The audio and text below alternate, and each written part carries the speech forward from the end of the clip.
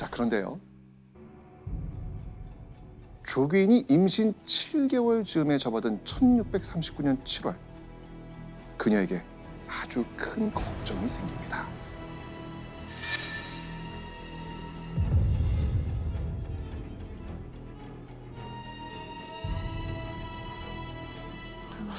걱정? 무슨 일이었을까요? 일단 조귀인의 지금 이 자리를 유지시켜주고 있는 사람은 누굽니까? 인조. 네. 인조. 그런 그에게 큰 걱정은 뭘까요? 인조가 인조의 아파요. 건강. 그렇죠. 맞습니다. 갑자기 인조의 건강에 큰 이상이 생긴 겁니다. 인조의 몸에서 나타나는 증세들이 심상치 않은 거예요. 아, 인조는요, 벼랑간 추위를 타거나 열이 나는가 하면 인조의 몸에서 푸르스름한 땀까지 솟아납니다.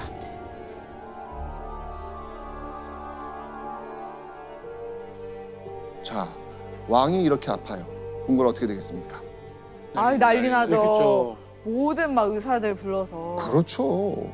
그리고 이때 자, 이 심상치 않은 인조의 병세에 가장 근심했던 사람은 누구였겠습니까? 조기. 조기. 그렇죠, 조기인. 그동안 누렸던 모든 걸 잃게 되잖아요. 이 당시 이 조기인도 엄청나게 불안했을 겁니다. 대체 인조는 무슨 병에 걸린 걸까요? 오늘 안색을 살펴보니 사수의 기운이 있는 듯합니다. 사수. 하수. 자, 이 사수는 뭐냐면요. 네. 귀신의 사악한 기운이 들어서 생기는 병. 내 몸에 뭔가 지금 씌인 거잖아요, 지금요. 그래서 인조가 병의 원인으로 짚은 것 바로 저주였습니다. 저주. 누군가 자신을 노리고 저주했다고 생각하기 시작한 것이죠.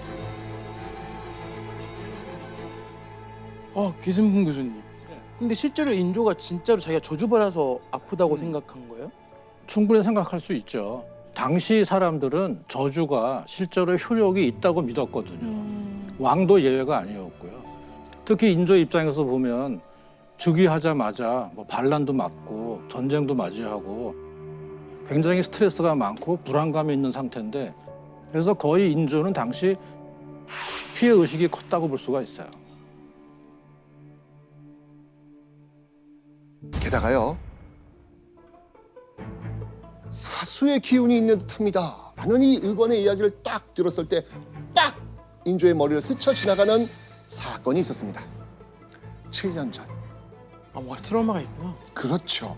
인조는요, 저주 때문에 한 차례 홍역을 치른 적이 있습니다. 자, 당시 인조에게 대체 무슨 일이 있었을까요? 때는 7년 전 1632년으로 거슬러 올라갑니다. 이때 갑자기 인조에게 원인 모를 병증이 지금처럼 나타났습니다. 속에서는 열이 나는데 정작 온몸은 얼음처럼 차가운 증세가 반복이 됩니다. 심지어는 이 오른팔이 갑자기 마비되기도 합니다. 자, 그때 내의원에서는요, 정확한 병명을 찾지 못했고요, 사악한 기운 때문에 병이 생긴 것 같습니다 라는 진단을 또 내립니다. 당시 인조의 반응은 어땠을까요? 사실 처음에는 안 믿었나? 이거 말도 안 된다고 무시를 합니다. 그런데 몸이 이렇게 계속 아픈 상황에서 인조는 다시 또 충격적인 말을 듣습니다.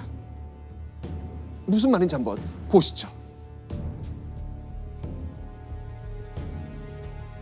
궁인, 옥지 등 3-4명이 밤중마다 문을 닫고 몰래 후미지고 으슥한 곳으로 가 제사를 지내며 기도하였다고 자전의 초상에 이 일로써 말한 사람이 있었다. 자, 여기서 자전이 누구냐면 바로 인목대비입니다. 인목대비의 초상을 치를 당시. 저주하는 거를 봤다는 건가요? 맞습니다. 자, 그렇다면 인목대비 우리 이야기한 적이 아 있는데 했죠. 광해군의 계모 인목대비. 인목대비는 광해군의 공격으로 강제로 궁궐에 갇혀 지내야만 했습니다. 그런데 인조는 인조 반정으로 광해군을 파괴시키고 왕이 된 인물입니다.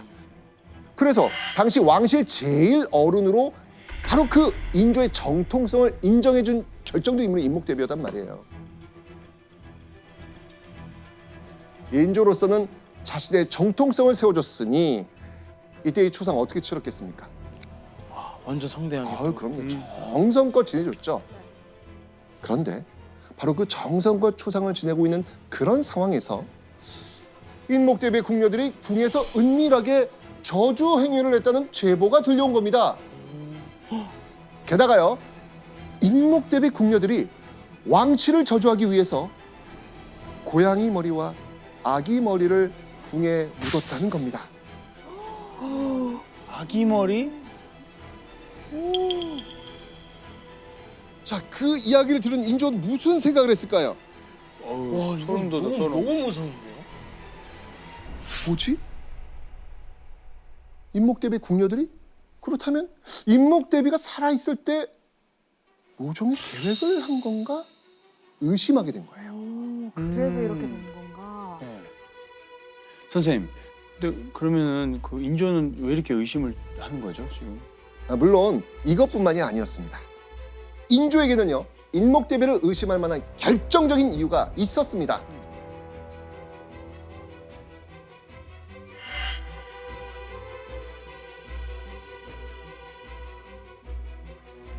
인목대비가 숨을 거둔 직후 그 방에서 아주 묘한 게 발견됩니다. 어? 인목대비가 직접 쓴 글이 빼곡히 적힌 비단 세폭이었습니다. 그걸 본 인조는요, 크게 기겁하면서 분노를 합니다. 바로 임금을 패한다 라는 내용의 글, 바로 영모. 영모였습니다. 자, 그리고 인조는요, 비단에 적힌 그 글을 본 이후 큰 불안에 휩싸입니다. 그런 불안감을 안고 있던 중에 저주 사건까지 터진 거예요. 자, 그리고요, 인조는 이 저주와 영모 사건의 주동자로 한 명을 지목합니다. 너다. 누구였을까요? 아까 나온 궁인 아니었어요? 그걸 누군가 조종했을 거 아니에요. 누가? 인조가 의심한 이 사람은요, 인목대비와 가장 가까운 사람이었습니다. 바로 인목대비의 딸 정명공주였습니다.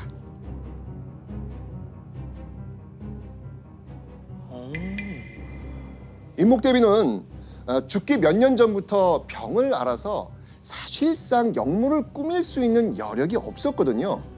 그래서 인조는 이 일을 주도한 사람은 인목대비의 뜻을 가장 잘하는 딸 정명공주다, 이렇게 지목한 겁니다.